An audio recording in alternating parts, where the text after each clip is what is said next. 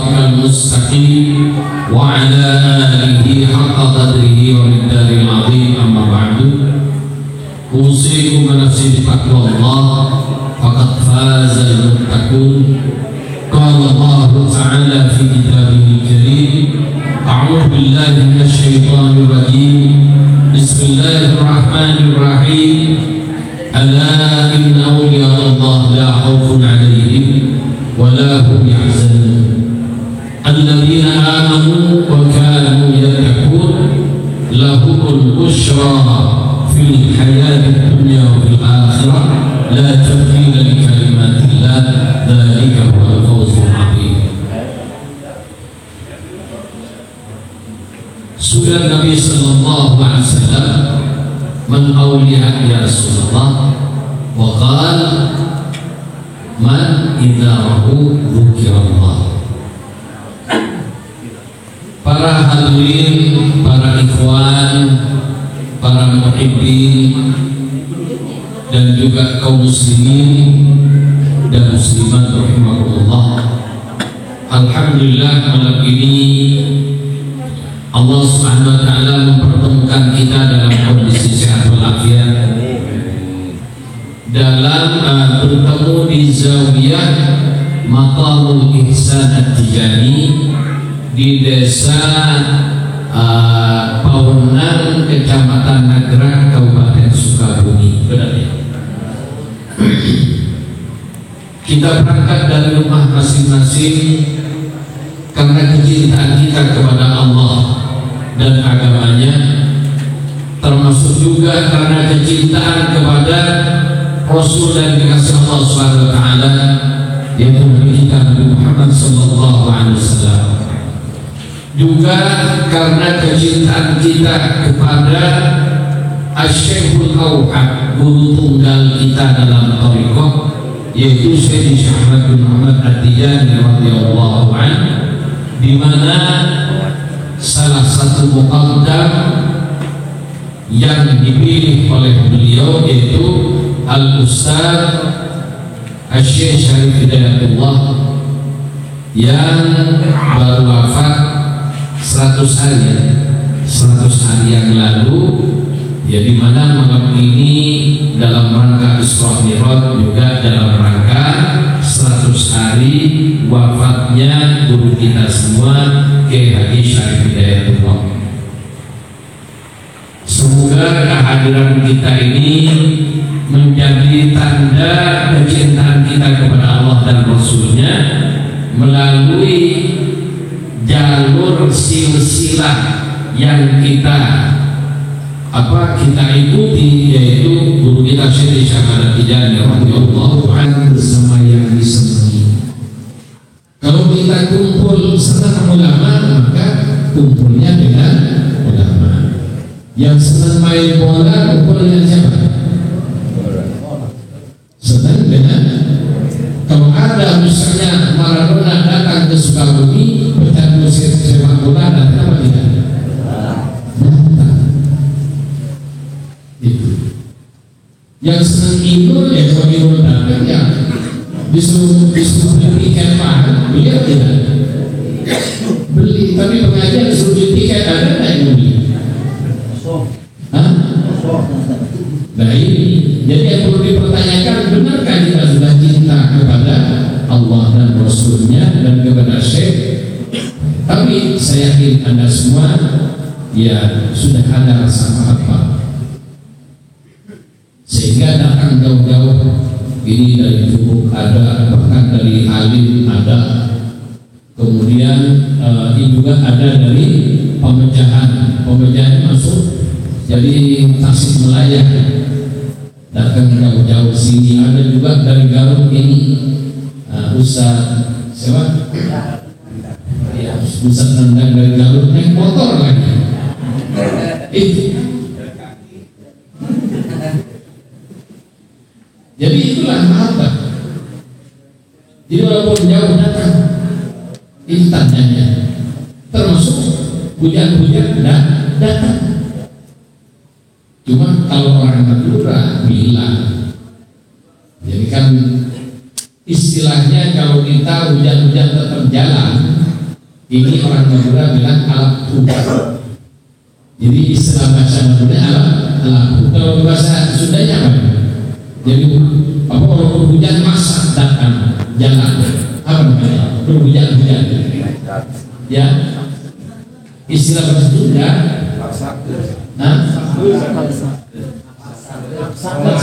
memaksakan ya.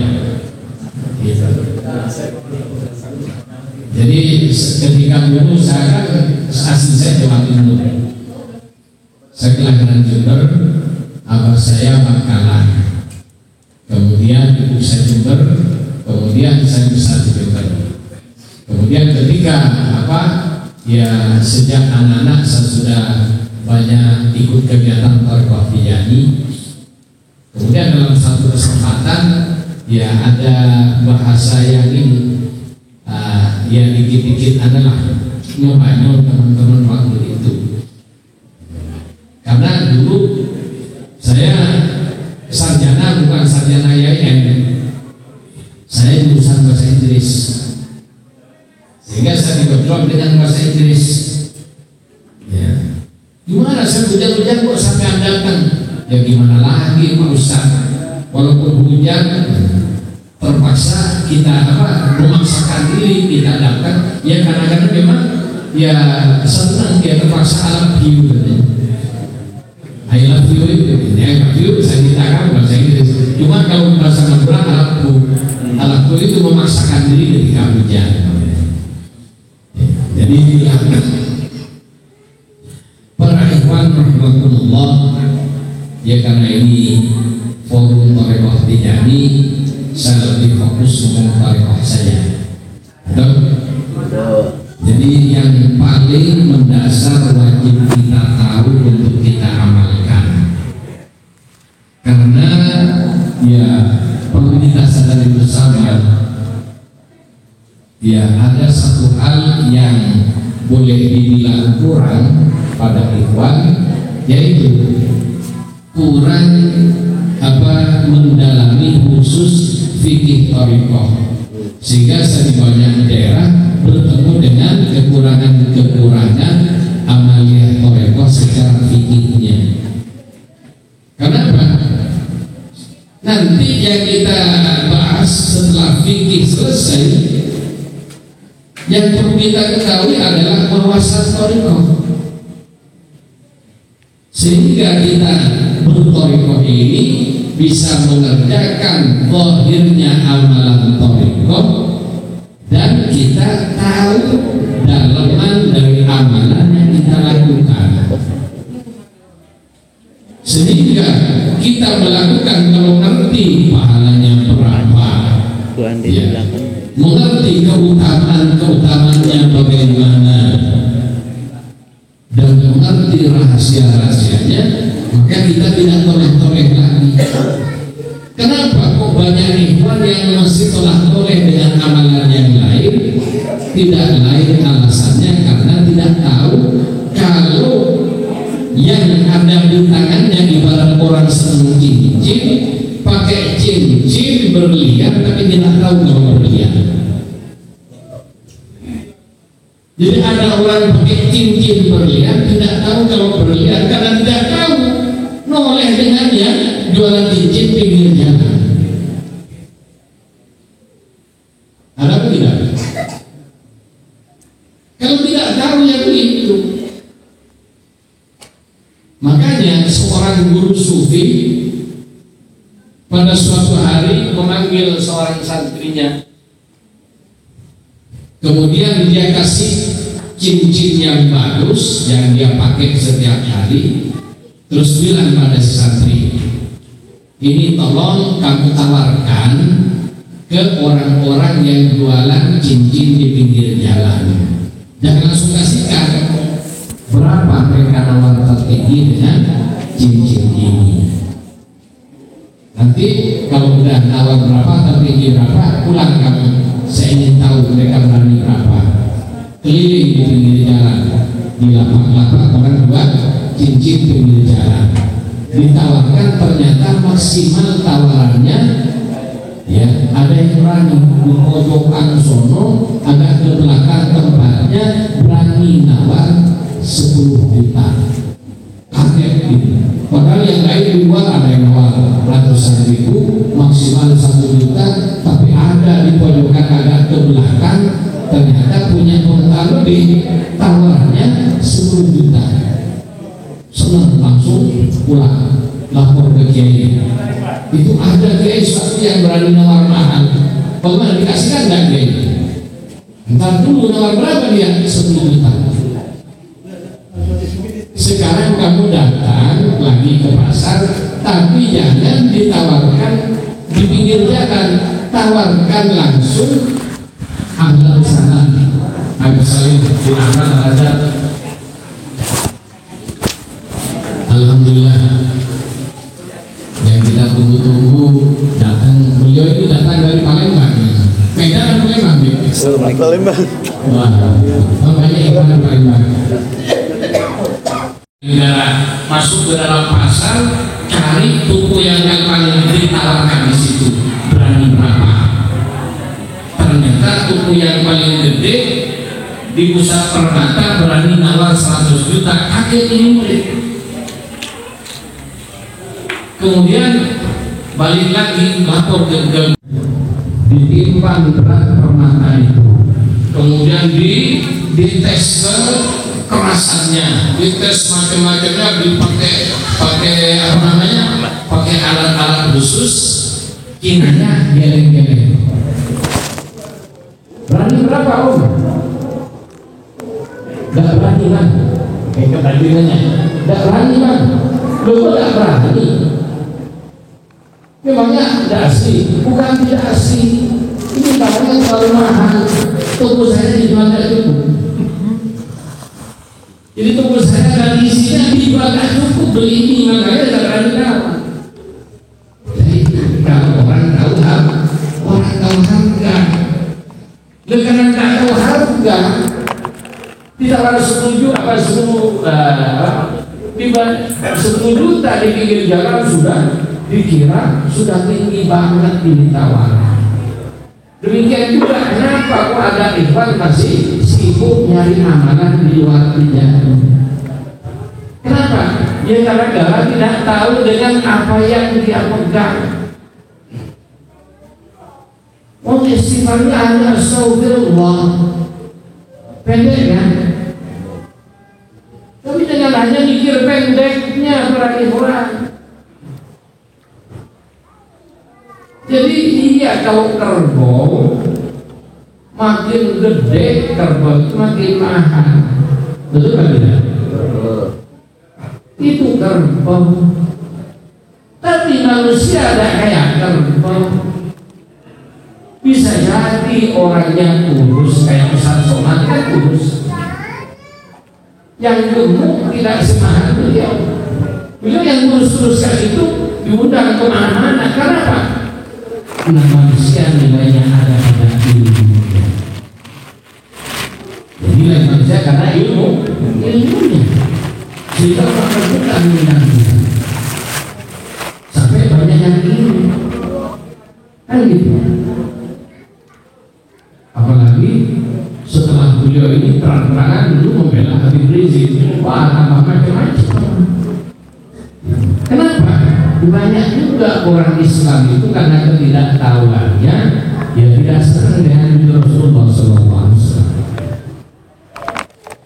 Dan ini juga perlu ikhwan ketahui, di mana kita sebagai ikhwan Thariqah Tijaniyah, Syekh radhiyallahu an sangat-sangat wanti-wanti kepada ikhwan berkaitan dengan para syurafa atau para habaib kalau di Indonesia.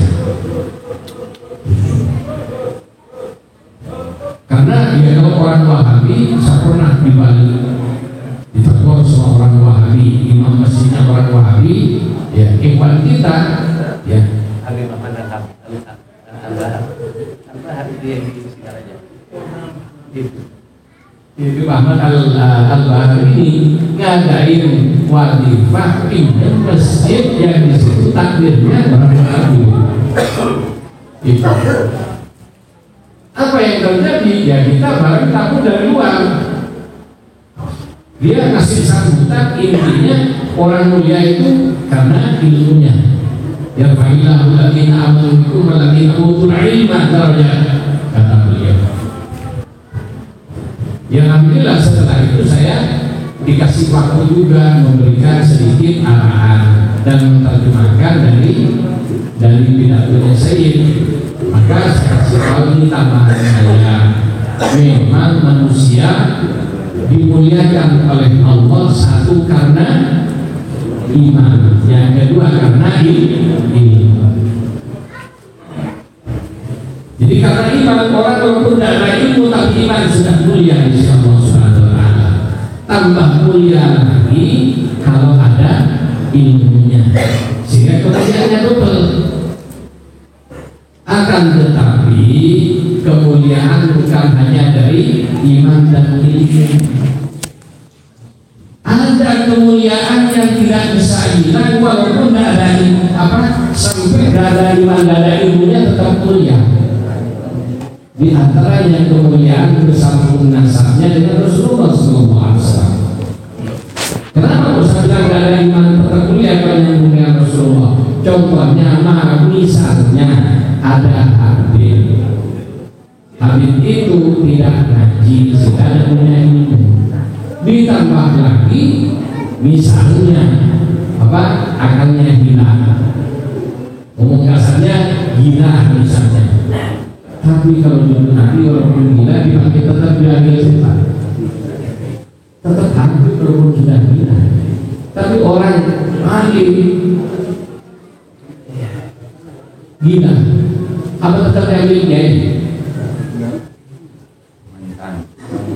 Ada yang punya nasab dengan Nabi Nabi gila, aku tetap kiai. Iya Pak, gimana? Jadi itulah makanya Syekh radhiyallahu anhu sangat-sangat memberikan atensi secara khusus kepada para syurafa. Jadi kalau saya lagi dulu ini lagi di majelisnya ada syurafa datang. Jadi belum masuk ke majelisnya saya sudah berdiri dan selalu dikirain sama para sahabat saya dan para murid-muridnya, kalau ada orang datang dan saya berdiri berarti yang datang itu adalah syurafa. Walaupun artinya. Dan saya bisa memberikan hadiah kepada mereka. Itu penghargaan yang diadakan oleh secara kita menghargai Rasulullah melalui menghargai cucunya. Dulu juga, makanya juga dengan yaitu kalau ikhwan ini sekarang fitnahnya ini Masya Allah, fitnah di zaman. Jadi jangan ikut-ikutan menjadi maki walaupun harus ada tolong yang ikut jadi maki dia banyak. Ya, sekali lagi kalau ada habib yang aneh-aneh sudah bisa ikut berkomentar dan menjadi maki, tolong saya minta. Karena guru saya dulu namanya Kiai yang besar. Beliau ini ustaz di pesantren Sidoni Pasuruan. Jadi ustaz dulu ya, dari kiai. Alhamdulillah saya salah satu dari murid beliau, orang yang wafat. Kemudian dia cerita kepada saya tentang Ahlul Bait. Ada kiai yang selalu didatangi oleh Ahlul Bait, oleh seorang habib. Setiap didatangi mesti kasih hadiah kiai ini. Ya, mungkin karena itulah kiai ini dapat kehormatan setinggi Rasulullah. Setelah itu sekian lama baru tahu kalau habib yang datang terus ke kiai itu si A. Ya kan kita tahu si A itu dia menyimpang dan penyimpangannya jauh. Jadi intinya kayak gitulah, kita akan membahas si A ya. Kita bahas tentang ini dan ini di antara akhlak kita sebagai orang tua itu dengan apa? Ahlul Bait Rasulullah SAW. Jadi pada suatu hari datang, ya karena sudah tahu kalau saya ada dikasih hadiah. Kemudian dikasih hadiah pulang. Nah itu kiai biasanya hampir tiap malam mimpi Rasulullah sampai seminggu lebih tak mimpi-mimpi. Akhirnya bertanya-tanya. Setelah itu baca selawat banyak. Setelah banyak baca selawat baru mimpi. Kalau sebelum-sebelumnya ya selawatnya dikit, tapi kok sering mimpi. Nah ini setelah baca banyak baru, itu pun Nabi tidak mau lihat dia. Jadi pukulin sama Nabi. Akhirnya dia tanya, ya Rasulullah, kenapa jenengan marah pada Al-Fakir? Ini katanya, dia salah sama kamu. Kenapa ya Rasulullah? Lu gak usah datang ke rumah kamu.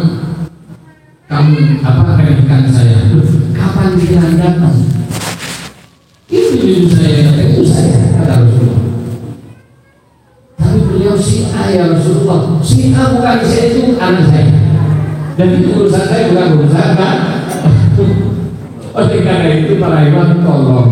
Jadi dengan mereka-mereka tidak urusannya Rasulullah. Dan kita dalam agama ini oleh Allah bukan disuruh ngurusin orang lain, tapi kita disuruh ngurusin diri sendiri. Seribu al-usahu, jaga diri kamu, wahdikum dan keluarga kamu, ya, nama dari ancaman siksa neraka.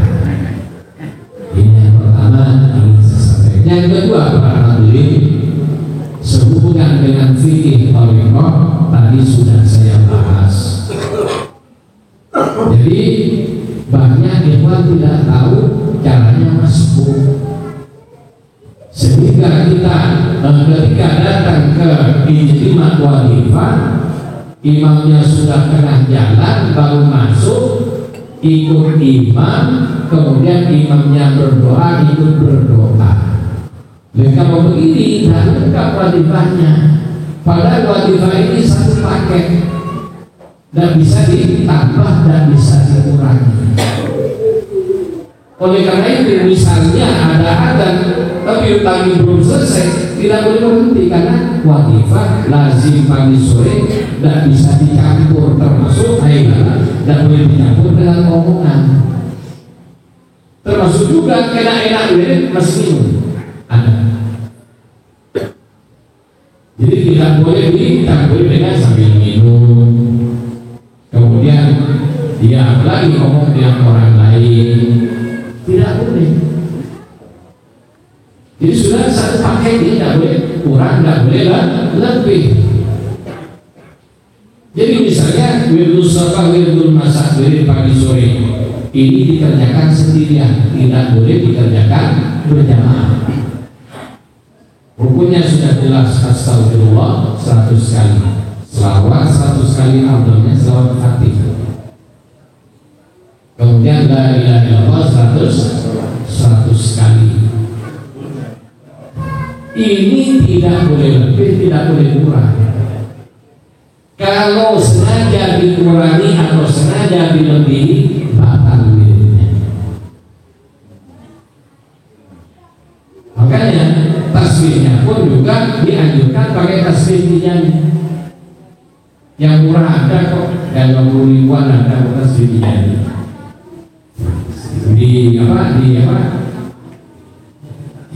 Di Facebook banyak yang menawarkan. Kenapa? Lebih mudah. Nyebutnya kalau pakai tasbih itu lebih mudah. Ya contoh tasbihnya kayak ini, terus ada jualan tasbih ya. Dan jualan tasbih, tapi ini memang disetting untuk wirid dijani khususnya wadifah. Kalau yang wirid pagi sore, wirid sobat dan wirid masa, dalamannya aja, jangan dihitung dengan ini, dengan apa namanya, tandanya ini, patokannya tidak ada terhitung, dalamannya sudah 100. Itu. Kalau sengaja dilebihkan, batal. Sengaja dikurangi, batal. Bagaimana kalau tidak sengaja kurang? Contohnya ngantuk-ngantuk. Ini kenapa kok kita harus bertorikoh? Di antaranya orang itu kalau bertorikoh ngantuk-ngantuk, kalau belum wirid tetap akan wirid. Betul atau tidak? Tapi kalau tidak bertorikoh, pulang dari mana aja ngantuk langsung tidur. Tapi kalau orang torikoh, sengantuk-ngantuknya, selelah-lelahnya masa untuk baca wirid. Kenapa? Itu mandat dari Kanjeng Nabi yang lewat melalui syekh sampai kepada yang bersangkutan, sehingga terpanggil hatinya dalam kondisi sesulit apapun tetap akan wiridnya. Itu fungsinya kita bertorikoh seperti itu, karena ada aliran madad atau support rohani. Misalnya ngantuk baca wirid, sehingga ketika terlelap bisa saja tangannya tetap jalan, matanya sudah tinggal 0,1 watt, sudah tetap jalan, sehingga begitu sadar, wah ini tadi tidak baca, saya cuma dari mana, kan begitu kan.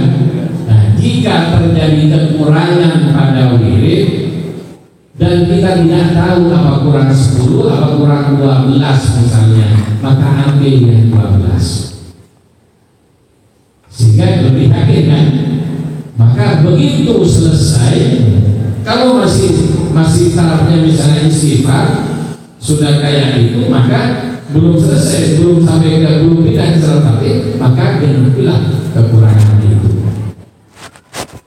Tapi kalau sudah baca selawat Fatih baru sadar kalau kurang istighfarnya, tidak boleh mundur ke istighfar, lanjutkan sampai selesai.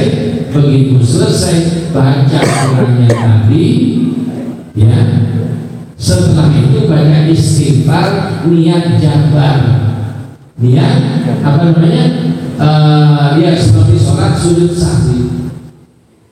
Jadi banyak denda astagfirullah 100 kali. Ya, kalau kurangnya bukan hanya istighfar, salawatnya juga kurang karena berapa kurangnya dipenuhi semua. Setelah yakin, nah, bayar denda 100 istighfar, baru ditutup innallaha wa malaikatahu yusholluna 'alan nabi ya ayyuhalladzina amanu shollu 'alaihi wa sallimu taslima sallallahu alaihi wa ala alihi wa sahbihi wasallam taslima subhana rabbika rabbil izzati amma yasifun wa salamun alal mursalin walhamdulillahi rabbil alamin. Kemudian walifah ini banyak yang dilalaikan, bahkan ada diajak berjamaah tidak mau. Padahal walifah ini para ikhwan syaratnya, jadi kalau di Jawa Mani, di Korea, syarat thariqah itu jumlahnya 29. Cuma pada syarat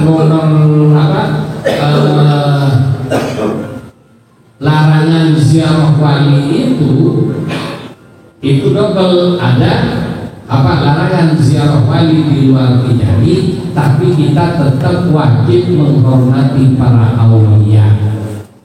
Jadi bukan tidak boleh menziarahi kemudian kita meremehkan para aulia, tidak boleh.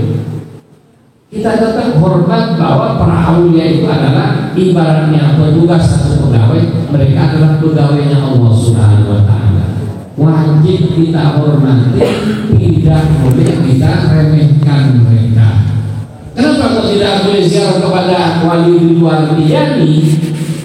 Karena semata-mata meluruskan sanad atau meluruskan istiqdah biar tidak kemana-mana. Karena orang itu tubuhnya hanya satu, tidak bisa berwasilah dengan 2 mobil. Coba Anda pergi ke Jakarta ikut 2 mobil sekaligus, bisa? Coba sekarang kalau ada yang bisa langsung ikut 2 mobil, saya tabik saya jadi muridnya. Jadi tubuh kita ini satu, tidak mungkin diletakkan di 2 mobil. Thariqah itu mobil, kendaraan juga. Yang punya kendaraan ini kan yang Nabi, supirnya Syekh radhiyallahu anhu. Para muqaddam ini adalah ya kondektornya tukang narik, tukang teriak-teriak. Gitu. Jadi kan saya sambil saat ini adalah kondekturnya Thariqah Tijaniyah. Pemilik Thariqah ini Rasulullah yang diamanatkan pada guru kita Syekh Ahmad Tijani radhiyallahu. Jadi pemadam bukan pemilik Thariqah. Ketika saya nagih orang, maka etikat itu hanya nyantolkan orang itu, nyambungkan. Kalau PLN instalatir. Ketika kita pasang listrik, yang nyambung siapa? Instalatir kan? Tapi kalau sudah nyambung, bayarnya gimana? PLN. Jadi zawiyah ini instalatirnya Syekh radhiyallahu anhu. Para muqaddam nyambungkan dengan Syekh. Setelah nyambung baca wiridnya Syekh jadi bukan wiridnya muqaddam. Dan muqaddam tidak bisa nambah atau mengurangi wirid thariqah, termasuk juga ubah-ubah. Karena itu sudah ada yang ubah-ubah, berkampanye kemana-mana. Kemudian juga nasi ini juga saya kirim dari Mekah tadi. Jadi pokoknya yang baca tulisan dia langsung diijazah sama dia. Dan tanggung-tanggung ditakdim mutlak. Nah ini banyak sekarang model-model begini. Jadi perhati-hati rahimahullah. Jadi kembali kepada wirid lazim tadi kayak gitu. Waktunya sudah jelas. Kalau sampai akhir waktunya yang pagi sampai dengan maghrib belum dikerjakan, maka wajib qadha. Yang sore jika paginya sudah selesai, habis sholat asar sudah bisa membaca wirid sore sampai dengan terbit fajar. Kalau terbit fajar belum dikerjakan, wajib qadha. Ini penting ini. Kemudian para ikhwan rahimakumullah, dalam wirid ini ya, wirid sholat, wirid masa, ada waktu ikhtiari, ada waktu dharuri. Waktu ikhtiari artinya yang bersangkutan bisa milih. Kalau ada wadifah berjamaah, apakah boleh langsung ikut wadifah atau ditunda ikut wadifahnya, selesaikan dulu lazimnya. Jadi kalau pagi ya, sampai dengan masuk waktu duha, ini pendapat yang banyak dipakai. Ketika jam 9 belum wirid pagi, kemudian ada ijtima wadifah, maka wirid paginya dulu selesaikan, baru masuk ikut wadifah. Ada pendapat yang membolehkan sampai dengan zuhur. Jadi lewat dari zuhur dharuri, maka artinya karena paling wajibnya wirid ini wirid sholat, wirid masa itu asal wirid. Makanya ini harus diutamakan. Dan kenapa tidak boleh berjamaah? Aslinya wirid sholat, wirid masa ini adalah wirid tarkiyah. Jadi pesawat ini pesawat mulaan ini. Ada perwajiban dengan haibalah itu adalah wirid tarbiyah, mentarbiyah ikhwan. Makanya ikhwan harus berjamaah pada wajibah. Kenapa? Saya mendatangi tempat-tempat wajibah, kemudian bersama Rasulullah dan para sahabat yang empat, dan saya bawa buku. Apa nasihat ikhwan yang berjamaah? Kalau ada ikhwan tidak datang, biasanya datang tidak datang, ditanya sama Rasulullah dan Syekh, tidak datang sekali, Syekh masih artinya membela karena muridnya. Ya katanya Rasulullah mungkin ini mungkin itu 2 kali, tapi kalau 3 kali saya tidak berani membela. Nah ini ikhtilaf ulama. Apa? Kalau ada ikhwan tidak datang wadifah 3 kali tidak berjamaah, saya tidak berani membela dan mengistilahkan gugur martabat tijaniyah. Ada yang menyatakan gugur artinya harus tampil ulang. Ini pendapat ulama, jadi bukan pendapat saya. Ada yang menyatakan Jadi ya Pak, nilainya dalam thariqah yang tadinya sudah naik langsung turun dari awal lagi, tidak batal tapi ya jalan di tempat thariqahnya. Ini aja orang yang jalan di tempat. Kita ambil yang paling ringan, tidak batal tapi jalan di tempat. Kenapa? Karena al-ijtima' lil wadhifah, berjamaah dalam wadhifah ini adalah syarat thariqah. Jadi kalau kita baca Al-Qur'ani, kemudian baca Rima, Bughyatul Mustafid dan semua kitab thariqah, syarat thariqah nomor 12 al-ijtima' lil wadhifah, berjamaah wadhifahnya tiap hari minimal sekali berjamaah, afdalnya 2 kali itu. Bahkan zawiyah itu sejak kami menyatakan pada saya untuk zawiyah minimal 2 kali. Kalau itu zawiyah marfu 3 kali wadifahnya zawiyah. Ada ikhwan mampunya datang ke zawiyah untuk ijtima. Jadi di marfu ada ijtima pada asal. Jadi ikhwan yang pulang kerja habis asar datang ijtima pada asar. Ada yang ijtima pada maghrib, ada yang ijtima pada subuh, ada yang 2 kali. Ijtimanya datang subuh sama habis maghrib atau habis asar. Minimal sekali. Kalau waktu daruri kalau pagi sampai dengan jam 9 atau maksimal zuhur, maka berarti ini sudah mepet baca lazimnya, maka lazim pagi harus didahulukan. Jadi kalau ada wadifah tidak langsung boleh ikut jamaah, tapi selesaikan dulu lazimnya baru ikut jamaah wadifah. Kalau sore dari ba'da asar ini waktu ikhtiar bisa milih. Misalnya kayak Jumat datang ke zawiyah agak telat, sudah berjamaah wadifah, maka dengan baca lazim langsung ikut ijtima' wadifah. Lazimnya bisa habis maghrib atau habis isya terserah. Jelas tadi ini waktunya wadifah dengan waktunya lazim. Kalau wadifah tidak melakukan dalam sehari sekali aja tidak terkerjakan, maka wajib qadha. Kemudian lazim pagi sore tidak dilakukan tepat waktunya, wajib qadha. Bagaimana dengan hailalah? Hailalah waktunya habis asar sampai maghrib dan tidak ada waktu lagi. Terus minggu depannya bagaimana? Minggu depan untuk minggu depan itu tidak bisa dikenakan mengqadha minggu sebelumnya.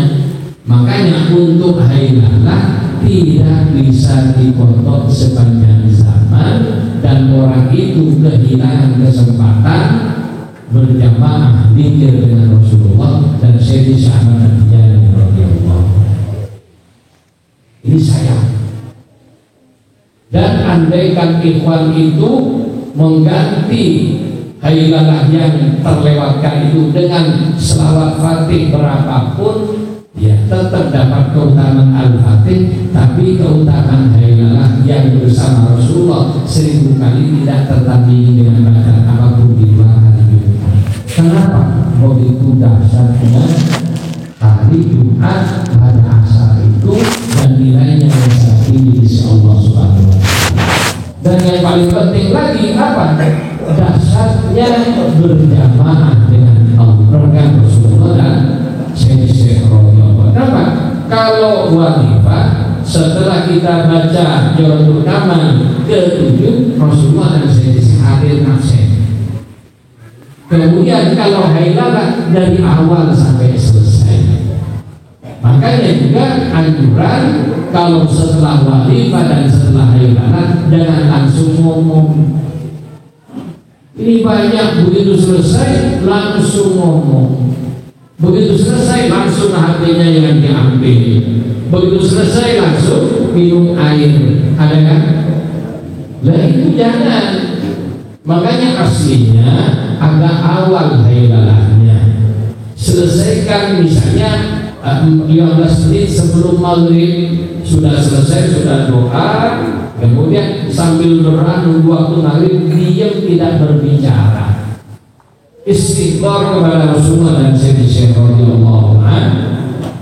Itulah saatnya Rasulullah dan Sayyidina menggelontorkan mandat untuk kita, termasuk akan datang ilmu yang tidak perlu kita baca dalam kitab.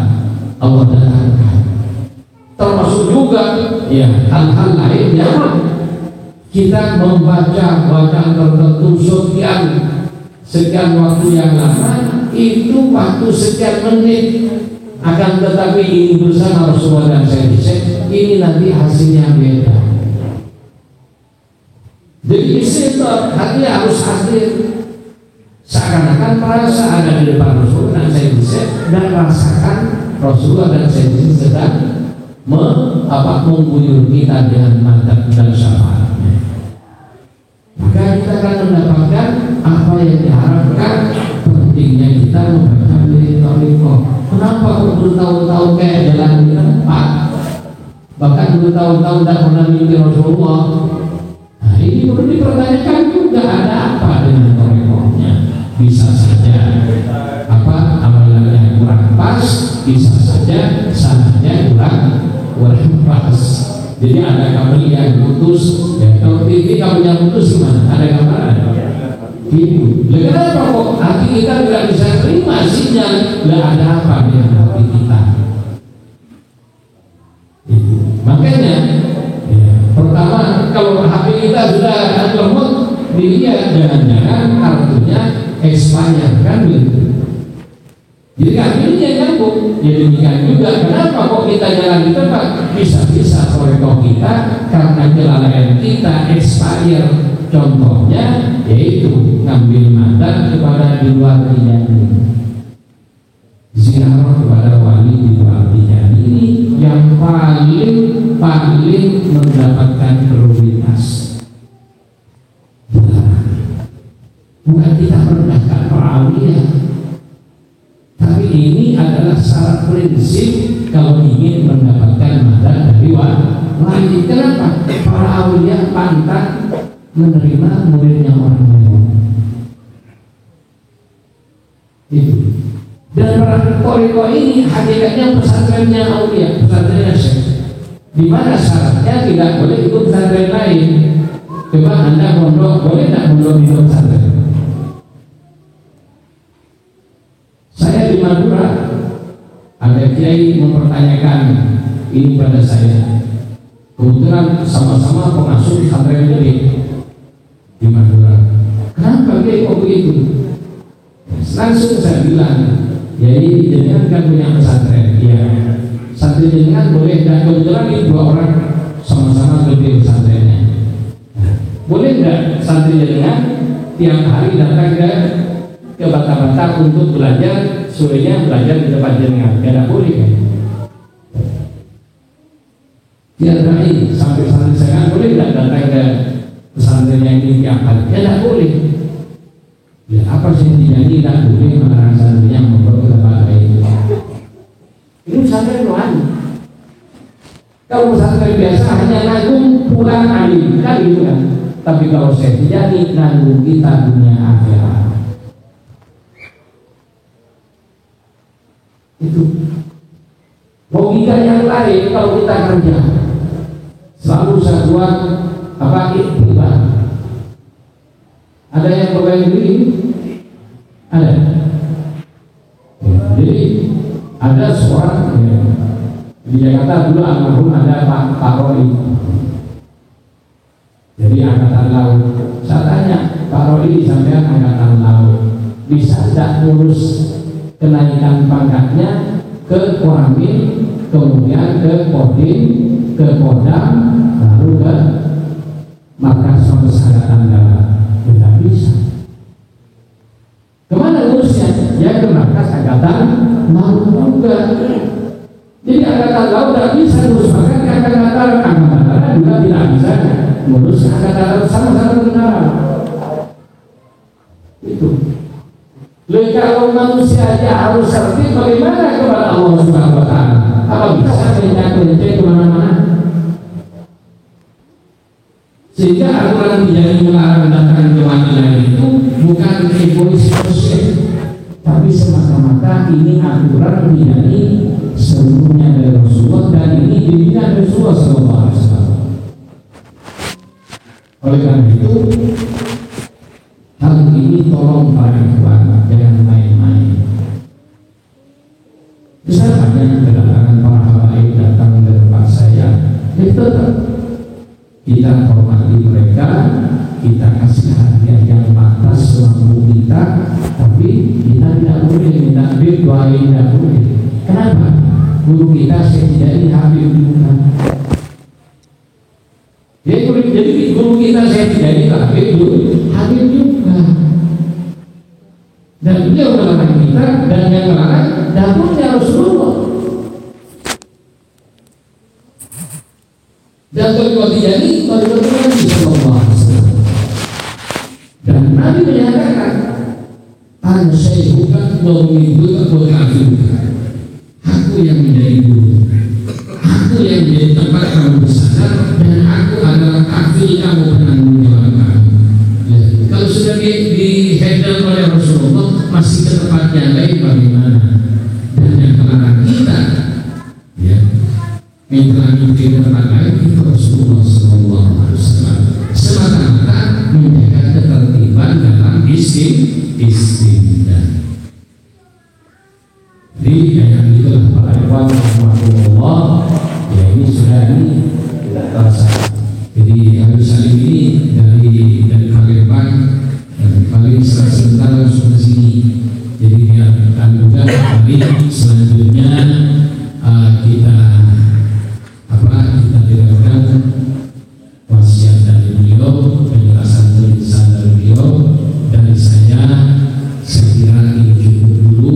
Moga-moga kesempatan yang lain kita bisa bertemu, kemudian kita berbicara thariqah yang lebih lengkap, dan semoga juga kehadiran kita ke tempat ini bareng dengan ridho Allah, bareng dengan ridhonya Rasulullah dan Sayyidina Syahid terjadi radhiyallahu anhu, dan juga semoga mahabbah kita kepada Allah yang kita salurkan melalui kecintaan kepada kekasihnya Rasulullah SAW, dan juga melalui cucu kekasihnya yaitu Sayyidina Syahid radhiyallahu anhu. Sayyidina itu Rasulullah, di mana Rasulullah kekasih Allah, dan kita mengikuti seorang guru yang merupakan cucu dari kekasih Allah Subhanahu wa taala yaitu Sayyidina Syahid radhiyallahu anhu. Moga-moga mahabbah kita, jerih payah kita diterima oleh Allah, bisa pada Nabi, oleh Rasulullah SAW.